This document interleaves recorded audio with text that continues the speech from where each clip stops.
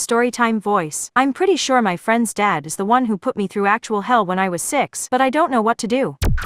When I was in the first grade, I lived in a pretty small town. My house was only like 2 roads away from my school, so I would walk home every day. This one day, I was walking home when an old rusty red truck drove up next to me. The man driving the truck told me he was there to pick me up. Even at 6 it felt weird, but when he told me he was my mom's friend, I relaxed a little. He leaned over, opened the door, and told me if I didn't get in quick, I was gonna miss the chance to choose my new puppy. For 6-year-old me, that was all I needed to hear. I stopped thinking about being scared, and I was just excited about the puppy. So I got in the truck. It's the worst choice I've ever made in my life. At first it was fun. I know that being in a strange truck with a strange man should never be called fun, especially knowing everything that would happen when the truck stopped. But it was fun. We sang songs, played games, and I was so distracted I didn't realize how far away from home I was. When the truck finally stopped, we were in the middle of nowhere. I remember I couldn't see anything but trees, and that's when I asked for my mom. The man told me she was at his farm looking at the puppies, and that his farm was just through the trees. I remember not caring about the puppy anymore. At that point, I just wanted to get to my mom. So even though I was really starting to feel anxious and scared, I held the man's hand and walked into the woods. But as soon as we couldn't see the road anymore, he hit me. I remember laughing a little because I finally understood why the cartoon saw stars when they got hit. That must have made him mad because he hit me again. For what felt like hours, I went through hell. If you're thinking it happened. Once the man was done, he just left me there. I found the road and walked